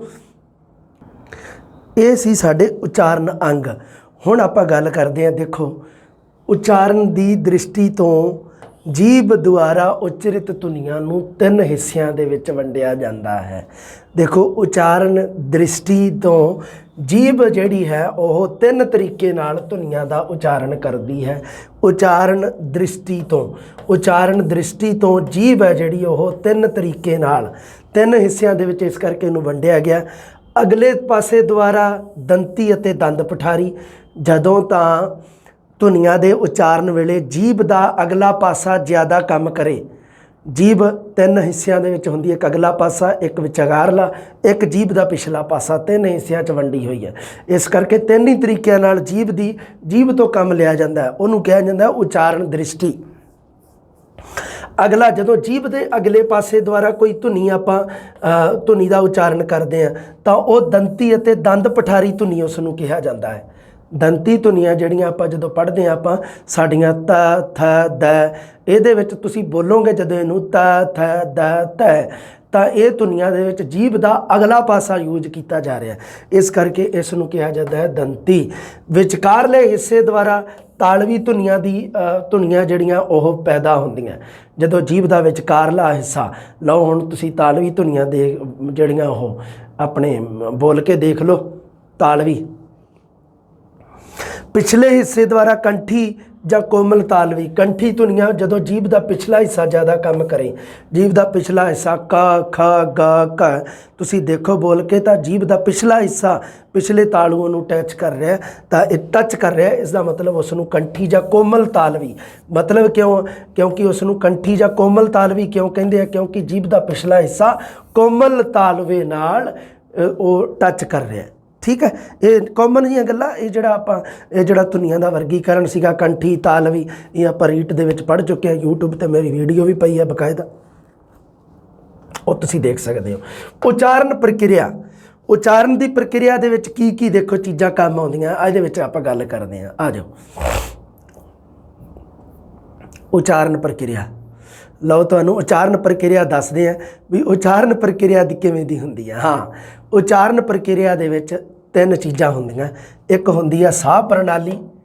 ਉਚਾਰਨ ਪ੍ਰਣਾਲੀ ਦੇ ਵਿੱਚ, ਉਚਾਰਨ ਪ੍ਰਕਿਰਿਆ ਦੇ ਵਿੱਚ ਇੱਕ ਤਾਂ ਸਾਹ ਪ੍ਰਣਾਲੀ ਹੁੰਦੀ ਹੈ, ਇੱਕ ਧੁਨੀ ਪ੍ਰਣਾਲੀ ਹੁੰਦੀ ਹੈ, ਇੱਕ ਉਚਾਰਨ ਪ੍ਰਣਾਲੀ ਹੁੰਦੀ ਹੈ। ਸੋ ਉਚਾਰਨ ਪ੍ਰਕਿਰਿਆ ਦੇ ਆਧਾਰ 'ਤੇ ਕੀ ਹੈ? ਉਚਾਰਨ ਪ੍ਰਕਿਰਿਆ ਦੇ ਆਧਾਰ 'ਤੇ ਅੰਗ ਹੈ ਜਿਹੜੇ ਉਹ ਅਲੱਗ-ਅਲੱਗ ਭਾਗਾਂ ਦੇ ਵਿੱਚ ਵੰਡੇ ਜਾਂਦੇ ਆ। ਉਚਾਰਨ ਅੰਗ ਕਿਹੜੇ ਇਸਤੇਮਾਲ ਹੁੰਦੇ ਆ? ਹਾਲਾਂਕਿ ਅੰਗ ਤਾਂ ਬਹੁਤ ਇਸਤੇਮਾਲ ਹੁੰਦੇ, ਪਰ ਉੱਪਰ ਮੈਂ ਗਿਣੇ ਚੁਣੇ ਕਿਉਂ ਦੱਸੇ ਆ? ਮੈਂ ਕਿਹਾ ਉਹ ਜ਼ਿਆਦਾ ਜ਼ਰੂਰੀ ਹੈ। ਉਹਨਾਂ ਦੇ ਨਾਮ ਥੋੜ੍ਹੇ ਜਿਹੇ ਤੁਹਾਡੇ ਨਾਲ ਕਲੀਅਰ। ਹੁਣ ਜਿਵੇਂ ਦੰਦ ਪਠਾਰ ਜੇ ਤੁਹਾਨੂੰ ਨਹੀਂ ਪਤਾ ਹੈ ਨਾ, ਕੋਮਲ ਤਾਲੂ ਹੈ, ਸਖਤ ਤਾਲੂ ਹੈ, ਇਹ ਜਿਹੜੇ ਥੋੜ੍ਹੇ ਜਿਹੇ ਜ਼ਰੂਰੀ ਸੀ ਦੱਸਣੇ ਤੁਹਾਨੂੰ। ਸਾਹ ਪ੍ਰਣਾਲੀ ਦੇ ਵਿੱਚ ਕਿਹੜੀਆਂ ਚੀਜ਼ਾਂ ਕੰਮ ਆਉਂਦੀਆਂ? ਫੇਫੜੇ, ਪੱਠੇ ਅਤੇ ਸਾਹ ਨਲੀ। ਠੀਕ ਹੈ, ਦੇਖੋ ਫੇਫੜੇ ਅਤੇ ਉਸ ਤੋਂ ਬਾਅਦ ਪੱਠੇ ਅਤੇ ਸਾਹ ਨਲੀ। ਦੇਖੋ ਪੱਠੇ ਤਾਂ ਹੁੰਦੇ ਆ ਕਈ ਪ੍ਰਕਾਰ ਦੇ। ਇੱਕ ਹੁੰਦੇ ਆ ਪਸ਼ੂਆਂ ਨੂੰ ਪਾਉਣ ਵਾਲੇ ਪੱਠੇ, ਇੱਕ ਹੁੰਦੇ ਆ ਉੱਲੂ ਦੇ ਪੱਠੇ। ਅਤੇ ਇਹ ਆ ਜਿਹੜੇ ਪੱਠੇ, ਦੇਖੋ ਮਸਲਜ਼ ਹੁੰਦੇ ਆ ਫੇਫੜਿਆਂ ਦੇ ਅੰਦਰ ਉੱਪਰ ਵਾਲੀ ਸਾਈਡ ਨਾ ਮਸਲਜ਼ ਹੁੰਦੇ ਆ, ਉਹ ਮਸਲਜ਼ ਨੂੰ ਕਿਹਾ ਜਾਂਦਾ ਪੱਠੇ। ਮਸਲ ਜਿਹੜੇ ਹੁੰਦੇ ਆ ਅੰਗਰੇਜ਼ੀ ਦੇ ਵਿੱਚ ਜਿਨ੍ਹਾਂ ਨੂੰ ਆਪਾਂ ਮਸਲ ਮਾਸਪੇਸ਼ੀਆਂ ਕਹਿ ਦਿੰਦੇ ਆ, ਪੱਠੇ। ਉਹ ਕੀ ਹੈ ਵੀ ਫੇਫੜਿਆਂ ਦੇ ਨਾਲ ਸਹਾਇਤਾ ਕਰਦੇ ਆ ਬੋਲਣ ਦੇ ਵਿੱਚ। ਫੇਫੜੇ ਅਤੇ ਪੱਠੇ। ਅਤੇ ਸਾਹ ਨਲੀ ਦਾ ਤੁਹਾਨੂੰ ਪਤਾ ਹੀ ਹੈ, ਜਿਹੜੀ ਫੇਫੜਿਆਂ ਨਾਲ ਟੱਚ ਹੋ ਕੇ ਉੱਪਰ ਵੱਲ ਨੂੰ ਆਉਂਦੀ ਹੈ ਸਾਡੀ, ਜਿਹਦੇ ਰਾਹੀਂ ਅਸੀਂ ਸਾਹ ਲੈਂਦੇ ਹਾਂ। ਸਾਹ ਨਲੀ, ਉਹ ਜਿਹੜੀ ਨਲੀ ਹੈ, ਜਿਹੜੀ ਨਲੀਆਂ ਵੀ ਕਈ ਤਰ੍ਹਾਂ ਦੀਆਂ ਹੁੰਦੀਆਂ, ਹਾਲਾਂਕਿ ਉਹ ਚਲੋ ਕੀ ਦੱਸਣੀ ਹੈ ਤੁਹਾਨੂੰ ਪਤਾ ਵੀ ਨਲੀ ਹੈ ਜਿਹੜੀ ਉਹ ਇੱਥੇ ਹੈ, ਜਿਹੜੀ ਉਹ ਸਾਹ ਨਲੀ ਦੀ ਗੱਲ ਕਰਨੀ ਹੈ ਆਪਾਂ। ਠੀਕ ਹੈ, ਹਾਂਜੀ। ਧੁਨੀ ਪ੍ਰਣਾਲੀ ਵਿੱਚ ਕਿ ਇੱਕ ਸਾਹ ਪ੍ਰਣਾਲੀ ਹੋ ਗਈ। ਸਾਹ ਪ੍ਰਣਾਲੀ ਦੇ ਵਿੱਚ 3 ਅੰਗ, ਫੇਫੜੇ, ਪੱਠੇ ਅਤੇ ਸਾਹ ਨਲੀ। ਧੁਨੀ ਪ੍ਰਣਾਲੀ 'ਚ ਕਿਹੜੇ ਆ? ਇੱਕ ਤਾਂ ਕੰਠ ਪਠਾਰ। ਠੀਕ ਹੈ, ਗਲੇ ਦਾ ਕੰਠ ਪਠਾਰ ਮਤਲਬ ਪੂਰਾ ਜਿਹੜਾ ਗਲੇ ਵਾਲਾ ਸਿਸਟਮ ਪੂਰਾ। ਅਤੇ ਅੱਗੇ ਉਹਦੇ ਵਿੱਚ ਨਾਦ ਤੰਤਰੀਆਂ ਜਿਹੜੀਆਂ, ਕੰਠ ਪਠਾਰ। ਉਸ ਤੋਂ ਬਾਅਦ ਦੇਖੋ ਸਾਹ ਨਲੀ ਤੋਂ ਬਾਅਦ ਅਗਲਾ ਜਿਹੜਾ ਅੰਗ ਆਉਂਦਾ ਹੈ ਜਿਹੜਾ ਉਹ ਹੁੰਦਾ ਕੰਠ ਪਠਾਰ, ਜਿੱਥੋਂ ਆਪਣਾ ਕੰਠ ਸ਼ੁਰੂ ਹੁੰਦਾ, ਕੰਠ ਵਾਲੀ ਪ੍ਰਕਿਰਿਆ ਸ਼ੁਰੂ ਹੋ ਜਾਂਦੀ ਹੈ। ਅਤੇ ਕੰਠ ਪਠਾਰ ਦੇ ਨਾਲ ਹੀ ਕੀ ਆ? ਉੱਥੇ ਕੀ ਆ? ਕੰਠ ਪਠਾਰ ਦੇ ਵਿੱਚ ਹੈ ਕੀ ਆ? ਨਾਦ ਤੰਤਰੀਆਂ, ਜਿਨ੍ਹਾਂ ਨੂੰ ਆਪਾਂ ਰਗਾਂ ਕਹਿ ਦਿੰਦੇ ਹਾਂ। ਰਗਾਂ, ਨਾਦ ਤੰਤਰੀਆਂ, ਜਿਹਨੂੰ ਬੋਲਣ ਲੱਗਿਆ, ਜਿਹਦਾ ਬੋਲਣ ਵੇਲੇ ਗਲਾ ਬੈਠਦਾ, ਜਿਹਦਾ ਬੋਲਣ ਵੇਲੇ ਜ਼ੋਰ ਜ਼ਿਆਦਾ ਲੱਗਦਾ, ਜਿਵੇਂ ਕਿ ਮੇਰਾ, ਉਹਦੀਆਂ ਰਗਾਂ 'ਚ ਸਮੱਸਿਆ ਹੁੰਦੀ ਆ, ਉਹਦੀਆਂ ਰਗਾਂ ਬੈਠੀਆਂ ਹੁੰਦੀਆਂ। ਬੈਠੀਆਂ ਮਤਲਬ ਐਵੇਂ ਨਹੀਂ ਵੀ ਕੋਈ ਕੁਰਸੀ ਕਰਸੀ ਡਾਹ ਕੇ ਜਾਂ ਥੱਲੇ ਬੈਠੀਆਂ, ਐਵੇਂ ਨਹੀਂ, ਉਹਦੀਆਂ ਰਗਾਂ ਬੈਠੀਆਂ ਮੰਨੀਆਂ ਜਾਂਦੀਆਂ। ਆਹ ਜਿਹੜੀਆਂ ਆਹ ਜਿਹੜੀਆਂ ਹੁੰਦੀਆਂ ਨਾ ਨਾੜਾਂ, ਤੁਸੀਂ ਕਈ ਵਾਰੀ ਦੇਖਿਆ ਹੋਣਾ, ਕਈ ਬੋਲਦੇ ਆ ਨਾ ਅਤੇ ਉਹਨਾਂ ਦੀਆਂ ਇੱਥੋਂ ਨਾੜਾਂ ਜਿਹੜੀਆਂ ਉਹ ਬਾਹਰ ਨੂੰ ਨਿਕਲਦੀਆਂ ਹੈ ਨਾ, ਐਵੇਂ ਸ਼ਰੇਆਮ ਹੀ ਦਿਖਦੀਆਂ ਰਹਿੰਦੀਆਂ ਕਈ ਜ਼ੋਰ ਲਾ ਕੇ ਜਦੋਂ ਬੋਲਦੇ ਆ। ਤਾਂ ਉਹ ਹੈ ਜਿਹੜੀ ਉਹਨਾਂ ਨੂੰ ਕਿਹਾ ਜਾਂਦਾ ਰਗਾਂ, ਵੀ ਉਹਦੀਆਂ ਫਲਾਣੇ ਦੀਆਂ ਜੀ ਰਗਾਂ ਬਹਿ ਗਈਆਂ। ਰਗਾਂ ਬਹਿ ਗਈਆਂ ਮਤਲਬ ਕਿ ਉਸ ਤੋਂ ਬੋਲਿਆ ਨਹੀਂ ਜਾ ਰਿਹਾ, ਉਹਦੀਆਂ ਰਗਾਂ ਬੈਠ ਜਾਂਦੀਆਂ। ਸੋ ਇਹਨਾਂ ਦੇ ਵਿੱਚ ਇੱਕ ਸਮਾਂ ਪੈ ਕੇ ਫਿਰ ਜ਼ਖਮ ਸ਼ੁਰੂ ਹੋ ਜਾਂਦੇ ਆ। ਜ਼ਖਮ ਹੋਣੇ ਸ਼ੁਰੂ ਹੁੰਦੇ ਆ, ਫਿਰ ਗਲਾ ਬਹੁਤ ਘੱਟ ਮਤਲਬ ਕੰਮ ਕਰਦਾ। ਗਲੇ ਦਾ ਵਧੀਆ ਰਹਿਣਾ ਇਹ ਬੰਦੇ ਦੇ ਹੱਥ ਵੱਸ ਨਹੀਂ ਹੁੰਦਾ। ਮੈਂ ਬਹੁਤ ਵਾਰੀ ਦੇਖ ਲਈਆਂ ਇਹ ਚੀਜ਼ਾਂ। ਇਸ ਕਰਕੇ ਮੰਨ ਲਓ ਤੁਹਾਡੇ 'ਚੋਂ ਕਿਸੇ ਦਾ ਕੋਈ ਗਲਾ ਖਰਾਬ ਹੈ, ਕੋਈ ਦਿੱਕਤ ਹੈ, ਥੋੜ੍ਹੀ ਬਹੁਤੀ ਐਡਜਸਟਮੈਂਟ ਕਰ ਲਿਆ ਕਰੋ, ਕਿਉਂਕਿ ਇਹ ਸਿਰਫ ਰੈਸਟ ਮੰਗਦਾ ਹੈ। ਜਿਵੇਂ ਮੰਨ ਲਓ ਤੁਹਾਡੀਆਂ ਰਗਾਂ ਦੇ ਵਿੱਚ ਕੋਈ ਪ੍ਰੋਬਲਮ ਆ, ਤਾਂ ਇਹ ਸਾਹ ਇਹ ਮੈਂ ਤੁਹਾਨੂੰ ਇੱਕ ਬਿਮਾਰੀ ਦੱਸ ਰਿਹਾ ਵੀ ਇਹ ਕਿਵੇਂ ਹੋ ਜਾਂਦੀ ਹੈ ਨਾ, ਇਹ ਰੈਸਟ ਦੀ ਮੰਗ ਕਰਦੀ। ਹੁਣ ਮੈਂ ਕਿੱਥੋਂ ਰੈਸਟ ਕਰ ਲਾਂ? ਵੀ ਮੈਂ ਕਲਾਸਾਂ ਰਿਕਾਰਡ ਕਰਨੀਆਂ, ਸਕੂਲ ਦੇ ਵਿੱਚ ਪੜ੍ਹਾਉਣਾ, ਬੋਲਣਾ ਇੰਨੇ ਲੋਕਾਂ ਨਾਲ, ਇੰਨਾ ਮਤਲਬ ਫੋਨ ਅਟੈਂਡ ਕਰਨਾ। ਤਾਂ ਇਹ ਸਾਰੀਆਂ ਗੱਲਾਂ ਜਿਹੜੀਆਂ ਉਹਨਾਂ ਕਰਕੇ ਦਿੱਕਤ ਬਹੁਤ ਆਉਂਦੀ। ਕਈ ਵਾਰੀ ਤਾਂ ਮੈਨੂੰ ਇੰਨਾ ਮਤਲਬ ਉਹ ਖਿਝ ਜਿਹੀ ਚੜ੍ਹ ਜਾਂਦੀ ਹੈ ਵੀ ਮੈਂ ਕਈ ਵਾਰੀ ਅੱਗੋਂ ਕਰਦਾ ਨਾ ਫੋਨ 'ਤੇ ਕਈ ਹੈ ਕੀ ਬੋਲਿਆ ਦੁਬਾਰੇ ਬੋਲੀ, ਫਿਰ ਮੈਂ ਫ਼ੋਨ ਕੱਟ ਦਿੰਦਾ। ਮੈਂ ਕਿਹਾ ਵੀ ਮੈਂ ਤਾਂ ਨਹੀਂ ਦੱਸ ਸਕਦਾ, ਉੱਚੀ ਬੋਲ ਕੇ ਮੇਰੇ ਤੋਂ ਨਹੀਂ ਦੱਸਿਆ ਜਾਂਦਾ। ਫਿਰ ਮੈਂ ਫ਼ੋਨ ਕੱਟ ਦਿੰਦਾ ਨਾ ਰੇ, ਮੈਂ ਕੋਈ ਨਹੀਂ ਬਾਅਦ 'ਚ ਗੱਲ ਕਰ ਲਾਂਗੇ, ਕੋਈ ਏਡੀ ਜ਼ਰੂਰੀ ਨਹੀਂ। ਹਾਂ, ਨਾਦ ਤੰਤਰੀਆਂ ਉਹਨਾਂ ਨੂੰ ਕਹਿ ਦਿੰਦੇ ਆ, ਰਗਾਂ ਜਿਹੜੀਆਂ ਗਲੇ ਦੀਆਂ। ਉਚਾਰਨ ਪ੍ਰਣਾਲੀ ਅੱਗੇ ਸਾਹ ਪ੍ਰਣਾਲੀ ਹੋ ਗਈ, ਧੁਨੀ ਪ੍ਰਣਾਲੀ ਹੋ ਗਈ, ਉਚਾਰਨ ਪ੍ਰਣਾਲੀ ਕਿਹੜੀ ਕਿਹੜੀ ਆ? ਕੰਠ ਮਾਰਗ, ਅੱਗੇ ਕੰਠ ਵਾਲਾ ਮਾਰਗ ਆ ਗਿਆ, ਉਸ ਤੋਂ ਅੱਗੇ ਆ ਗਿਆ ਕੰਠ ਵਾਲਾ ਮਾਰਗ, ਬੁੱਲ, ਦੰਦ, ਛੱਤ, ਜੀਭ। ਹੁਣ ਤੁਸੀਂ ਕਹੋਗੇ ਛੱਤ ਵੀ ਕੋਈ ਅੰਗ ਹੈ ਵੀ? ਛੱਤਾਂ ਘਰਾਂ 'ਤੇ ਲੱਗੀਆਂ ਵੇਖੀਆਂ ਸਰ ਜੀ, ਆਹ ਛਾਤੀ ਆ ਉੱਪਰ ਵਾਲਾ, ਆਹ ਜਿਹੜਾ ਤੁਹਾਡਾ ਜਿੱਥੇ ਸਖਤ ਤਾਲੂ ਆ, ਨਰਮ ਤਾਲੂ ਆ, ਤਾਲੂਏ ਦਾ ਪਿਛਲਾ ਹਿੱਸਾ, ਅਤੇ ਆਹ ਕਾਕਲ ਆ ਜਿਹੜੀ, ਅਤੇ ਇਹ ਸਾਰੇ ਆ ਉੱਪਰਲੀ ਛਾਤੀ ਹੈ, ਉੱਤੇ ਛੱਤ ਪਾਈ ਹੋਈ ਹੈ ਕਿ ਨਹੀਂ? ਅਰੇ ਸਮਝੇ ਕਹਾਣੀ। ਮੂੰਹ ਜਿਹੜਾ ਉੱਪਰ ਵਾਲਾ ਆਹ ਤੁਹਾਡਾ, ਅਤੇ ਇਹ ਆਪਣੇ ਆਹ ਸਮਝੋ ਵੀ ਆਹ ਤੁਹਾਡਾ ਥੱਲੜਾ ਹਿੱਸਾ, ਆਹ ਵਿੱਚ ਤੁਹਾਡੀ ਲੁਤਰੋ ਜੀਭ ਹੈ। ਅਰੇ ਸਮਝ ਗਏ ਕਿ ਨਹੀਂ ਕਹਾਣੀ ਨੂੰ? ਹਾਂ ਠੀਕ ਹੈ, ਛੱਤ, ਜੀਭ, ਇਹ ਸਾਰੀਆਂ ਉਚਾਰਨ ਪ੍ਰਣਾਲੀ 'ਚ ਆਉਂਦੀਆਂ। ਅੱਛਾ, ਛੱਤ ਨੂੰ ਵੇਖੋ ਕਿਵੇਂ ਕਿਵੇਂ ਵੰਡਿਆ ਵਾ। ਛੱਤ ਨੂੰ ਅੱਗੇ ਵੰਡਿਆ ਵਾ ਵੱਖ ਵੱਖ ਹਿੱਸਿਆਂ ਦੇ ਵਿੱਚ। ਛੱਤ ਅਤੇ ਜੀਭ ਦਾ ਜ਼ਿਆਦਾ ਜ਼ਰੂਰੀ ਸੀਗਾ, ਮੈਂ ਕਿਹਾ ਇਹ ਵੰਡ ਦਿੰਦਾ। ਹੁਣ ਬੁੱਲਾਂ ਨੂੰ ਤਾਂ ਕਾਹਦੇ 'ਚ ਵੰਡਾਂ? ਬੁੱਲ ਤਾਂ ਇੱਕ ਉੱਪਰ ਵਾਲਾ ਬੁੱਲ ਹੈ ਅਤੇ ਇੱਕ ਥੱਲੜੇ ਵਾਲਾ ਬੁੱਲ ਹੈ। ਹੁਣ ਇਹਦੇ ਵਿੱਚ ਕੀ, ਇਹਨੂੰ ਕੀ ਵੰਡਣਾ? ਦੰਦਾਂ ਨੂੰ ਵੀ ਕੀ ਵੰਡਾਂ ਵੀ ਉੱਪਰ ਵੀ ਦੰਦ ਹੈ ਅਤੇ ਥੱਲੇ ਵੀ ਦੰਦ ਹੈ, ਬਸ ਠੀਕ ਹੈ, ਨੋ ਪ੍ਰੋਬਲਮ। ਠੀਕ ਹੈ, ਛੱਤ ਦੇ ਅੱਡ ਅੱਡ ਹਿੱਸੇ ਬਣਦੇ ਆ। ਛੱਤ ਹੈ ਜਿਹੜੀ 4 ਹਿੱਸਿਆਂ 'ਚ ਵੰਡੀ ਵੀ ਆ। ਦੰਦ ਪਠਾਰ, ਦੰਦਾਂ ਦੇ ਉੱਪਰ ਵਾਲੀ ਗੱਲ ਕਰਦਾ ਮੈਂ, ਦੰਦਾਂ ਦੇ ਉੱਪਰ ਵਾਲੇ ਹਿੱਸੇ ਵਾਲੇ, ਉੱਪਰ ਵਾਲੀ ਸਾਈਡ ਆ ਜਾਓ, ਮੂੰਹ ਦਾ ਉੱਪਰ ਹਿੱਸਾ ਛੱਤ ਹੈ ਜਿਹੜੀ। ਦੰਦ ਪਠਾਰ, ਦੰਦਾਂ ਦੇ ਬਿਲਕੁਲ ਨੇੜੇ ਵਾਲੀ ਜਗ੍ਹਾ ਦੰਦ ਪਠਾਰ ਹੈ। ਸਖਤ ਤਾਲੂਆ ਉਸ ਤੋਂ ਅੱਗੇ ਜਸਟ ਹੈ, ਅਤੇ ਉਸ ਤੋਂ ਬਾਅਦ ਕੋਮਲ ਤਾਲੂਆ, ਉਸ ਤੋਂ ਬਾਅਦ ਅੱਗੇ ਕੀ ਹੈ? ਕਾਕਲ ਹੈ। ਠੀਕ ਹੈ, ਛੱਤ ਦੀ ਸਥਿਤੀ ਕਲੀਅਰ ਹੋ ਗਈ। ਉਸ ਤੋਂ ਬਾਅਦ ਜੀਭ, ਜੀਭ ਦੀ ਇੱਕ ਹੁੰਦੀ ਹੈ ਟਿਪ, ਆ ਲਓ ਜੀਭ ਵੀ ਕਈ ਤਰ੍ਹਾਂ ਦੀ ਹੁੰਦੀ ਹੈ। ਇੱਕ ਕਾਲੀ ਜੀਭ ਵੀ ਹੁੰਦੀ ਹੈ, ਕਾਲੀ ਜ਼ਬਾਨ ਵਾਲਾ ਕਈ ਹੁੰਦੇ ਆ, ਫਲਾਨਾ ਕਾਲੀ ਜ਼ਬਾਨ ਵਾਲਾ ਜਾਂ ਫਲਾਨੀ ਕਾਲੀ ਜ਼ਬਾਨ ਵਾਲੀ ਹੈ ਨਾ। ਕਈਆਂ ਦੀ ਜੀਭ ਸੱਚੀ ਕਾਲੀ ਹੁੰਦੀ ਹੈ, ਸੱਚੀ ਵੀ। ਕਈ ਤਾਂ ਵੀ ਐਵੇਂ ਕਾਲੀ ਜ਼ਬਾਨ ਵਾਲਾ ਤਾਂ ਉਹਨੂੰ ਕਹਿੰਦੇ ਆ ਵੀ ਮੰਨ ਲਓ ਜੇ ਕੋਈ ਗੱਲ ਕਹਿ ਦੇ ਤਾਂ ਉਹ ਕੋਈ ਪੁੱਠੀ ਗੱਲ ਕਵੇ ਅਤੇ ਉਹ ਗੱਲ ਸਹੀ ਹੋ ਜੇ, ਆਪਾਂ ਉਹਨੂੰ ਕਹਿੰਦੇ ਕਾਲੀ ਜ਼ਬਾਨ ਵਾਲਾ, ਹੈ ਨਾ। ਅਤੇ ਕਈਆਂ ਦੀ ਤੁਸੀਂ ਜੀਭ ਐ ਬਾਹਰ ਕਢਾ ਕੇ ਦੇਖੇ, ਸੱਚੀ ਕਾਲੇ ਰੰਗ ਦੀ ਹੁੰਦੀ ਹੈ, ਪਤਾ ਨਹੀਂ ਤਾਂ ਸਾਫ਼ ਨਹੀਂ ਕਰਦੇ, ਜਾਂ ਉਹਨਾਂ ਨੂੰ ਅਜੀਬੀ ਦਾ ਨਹੀਂ ਪਤਾ ਸਾਫ਼ ਕਰਨ ਵਾਲੀ ਦਾ। ਹਾਂ, ਟਿਪ ਹੁੰਦੀ ਹੈ ਜੀਭ ਦੀ ਅਗਲੀ ਨੋਕ ਜਿਹੜੀ। ਦੇਖੋ ਜੀਭ ਨੂੰ ਜਿਹੜੀ ਸਾਡੇ ਪੇਂਡੂ ਭਾਸ਼ਾ ਉਹਦੇ ਵਿੱਚ ਲੁਤਰੋ ਵੀ ਕਿਹਾ ਜਾਂਦਾ ਹੈ ਨਾ। ਲੁਤਰੋ ਤਾਂ ਇੱਕ ਆਪਾਂ ਗੱਲ ਵੀ ਕੀਤੀ ਸੀ, ਪਤਾ ਨਹੀਂ ਆਪਾਂ ਕੀ ਪੜ੍ਹਿਆ ਸੀ ਹੈ ਨਾ ਸਾਹਿਤ ਦੇ ਵਿੱਚ, ਉਦੋਂ ਲੁਤਰੋ ਸ਼ਬਦ ਆਇਆ ਸੀਗਾ, ਹੈ ਨਾ। ਹਾਂ, ਲੁਤਰੋ ਵੀ ਤੇਰੀ ਲੁਤਰੋ ਬੜੀ ਚੱਲਦੀ ਹੈ, ਮਤਲਬ ਤੇਰੀ ਜ਼ਬਾਨ ਬੜੀ ਚੱਲਦੀ ਹੈ, ਬਹੁਤ ਬੋਲਦਾ ਤੂੰ। ਟਿਪ ਅਗਲਾ ਹਿੱਸਾ ਜੀਭ ਦਾ। ਬਲੇਡ, ਜੀਭ ਦੇ ਪਾਸਿਆਂ ਤੋਂ ਜੀਭ ਤਿੱਖੀ ਹੁੰਦੀ ਹੈ, ਪਾਸਿਆਂ ਤੋਂ ਜੀਭ ਬਲੇਡ ਵਰਗੂ। ਅਗਲੇ ਜਿਹੜਾ ਟਿਪ ਹੈ, ਟਿਪ ਤੋਂ ਜਸਟ ਜੀਭ ਦੇ ਪਿੱਛੇ ਜਾਈਏ ਆਪਾਂ ਤਾਂ ਉਹ ਬਲੇਡ ਵਰਗੀ ਕੰਮ ਕਰਦੀ ਹੈ, ਬਲੇਡ ਵਰਗੂ। ਹਾਂ, ਜੀਭ ਤਾਂ ਸੱਚੀ ਵੇਖ ਲਓ ਬਲੇਡ, ਜੀਭ ਤਾਂ ਮੈਂ ਕਹਿੰਦਾ ਸੱਚੀ ਬਲੇਡ ਹੁੰਦੀ ਹੈ। ਜੀਭ ਇਹ ਜ਼ਬਾਨ ਹੀ ਹੁੰਦੀ ਹੈ ਜਿਹੜੀ ਬੰਦੇ ਨੂੰ ਘੋੜੇ 'ਤੇ ਵੀ ਚੜਾਉਂਦੀ ਹੈ, ਗਧੇ 'ਤੇ ਵੀ ਚੜਾਉਂਦੀ ਹੈ। ਅਗਲਾ ਹਿੱਸਾ, ਉਸ ਤੋਂ ਬਾਅਦ ਬਲੇਡ ਤੋਂ ਬਾਅਦ ਅਗਲਾ ਹਿੱਸਾ, ਫਿਰ ਵਿਚਕਾਰਲਾ ਹਿੱਸਾ, ਫਿਰ ਜੀਭ ਦਾ ਪਿਛਲਾ ਹਿੱਸਾ। ਕੰਠੀ ਧੁਨੀ ਬੋਲਦੇ ਆ ਜਦੋਂ ਆਪਾਂ ਜੀਭ ਦੇ ਪਿਛਲੇ ਹਿੱਸੇ ਦਾ ਕੰਮ ਲੈਂਦੇ ਹਾਂ। ਠੀਕ ਹੈ, ਗੱਲ ਸਥਿਤੀ ਕਲੀਅਰ ਹੈ। ਜੀਭ ਨੂੰ 5 ਹਿੱਸਿਆਂ 'ਚ ਵੰਡਿਆ ਗਿਆ, ਅਤੇ ਜਿਹੜਾ ਸਾਡਾ ਛੱਤ ਹੈ ਜਿਹੜੀ ਸਾਡੀ ਉਹ ਜਿਹੜੀ ਹੈਗੀ ਹੈ ਸਰੀਰਕ ਅੰਗਾਂ ਦੇ ਵਿੱਚੋਂ, ਉਹਨੂੰ 4 ਹਿੱਸਿਆਂ 'ਚ ਵੰਡਿਆ ਗਿਆ।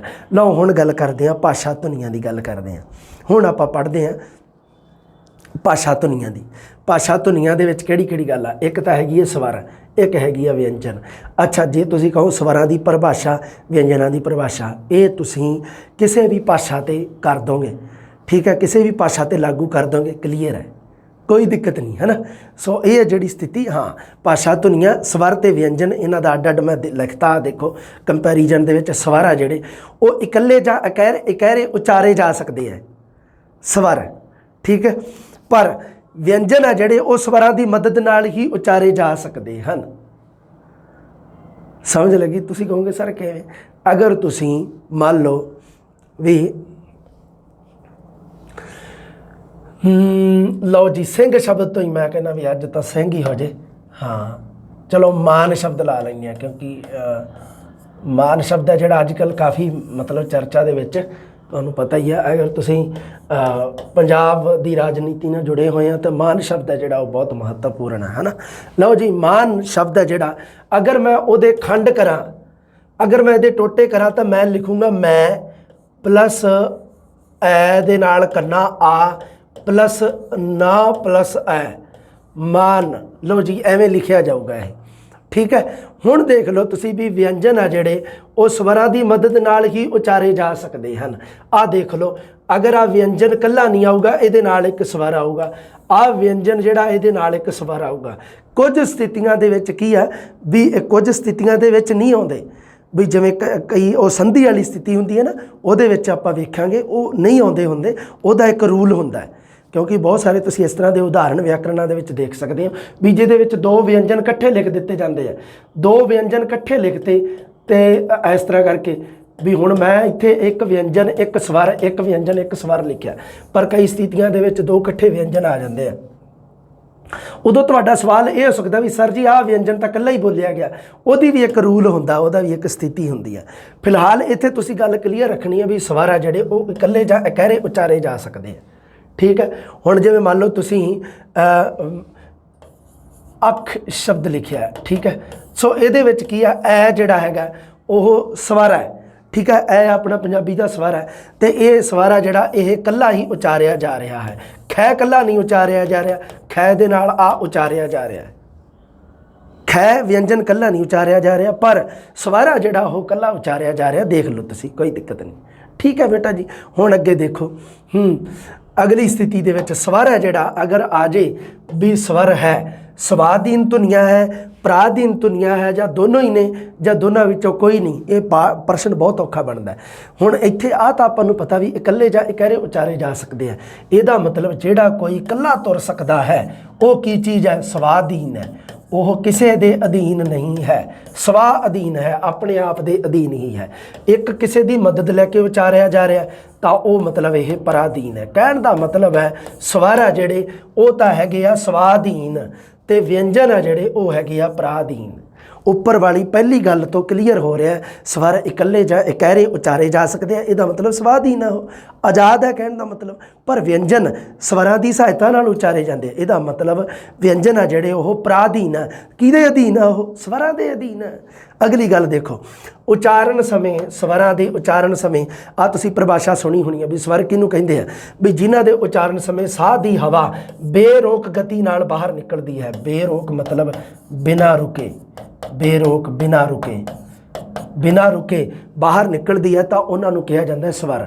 ਜਦੋਂ ਉਚਾਰਨ ਸਮੇਂ ਉਚਾਰਨ ਕਰੀਏ ਆਪਾਂ ਕਿਸੇ ਧੁਨੀ ਦਾ, ਮੰਨ ਲਓ ਸਵਰਾਂ ਦਾ ਉਚਾਰਨ ਕਰਦੇ ਹਾਂ ਤਾਂ ਉਦੋਂ ਸਾਹ ਦੀ ਹਵਾ ਜਿਹੜੀ ਉਹ ਅੰਦਰ ਕਿਤੇ ਨਹੀਂ ਰੁਕਦੀ, ਉਹ ਡਾਇਰੈਕਟ ਬਾਹਰ ਨਿਕਲਦੀ ਹੈ, ਠੀਕ ਹੈ। ਪਰ ਜਦੋਂ ਵਿਅੰਜਨਾਂ ਦਾ ਉਚਾਰਨ ਕਰਦੇ ਹਾਂ ਉਦੋਂ ਸਾਹ ਦੀ ਹਵਾ ਰੁਕ ਕੇ ਘਸਰ ਕੇ, ਘਸਰਨਾ ਮਤਲਬ ਹੁੰਦਾ ਖਹਿਣਾ, ਕਿਸੇ ਦੇ ਨਾਲ ਥੋੜ੍ਹਾ ਜਿਹਾ ਟੱਚ ਕਰਨਾ, ਟੱਚ ਹੋ ਕੇ ਇਹ ਬਾਹਰ ਨਿਕਲਦੀ ਹੈ। ਇਸ ਕਰਕੇ ਇਹ ਜਿਹੜੇ ਹੈਗੇ ਆ ਵਿਅੰਜਨ, ਉਹਨਾਂ ਦੀ ਪਰਿਭਾਸ਼ਾ ਇਹ ਹੈ ਵੀ ਉਚਾਰਨ ਸਮੇਂ ਸਾਹ ਦੀ ਹਵਾ ਰੁਕਦੀ ਹੈ ਜਾਂ ਘਸਰ ਕੇ ਬਾਹਰ ਨਿਕਲਦੀ ਹੈ। ਪਰ ਇਹ ਸਵਰਾਂ ਦੇ ਉਚਾਰਨ ਸਮੇਂ ਜਿਹੜੀ ਸਾਹ ਦੀ ਹਵਾ ਉਹ ਨਾ ਤਾਂ ਰੁਕਦੀ ਹੈ ਨਾ ਘਸਰਦੀ ਹੈ, ਡਾਇਰੈਕਟ ਬੇਰੋਕ ਗਤੀ ਦੇ ਨਾਲ ਬਾਹਰ ਨਿਕਲਦੀ ਹੈ।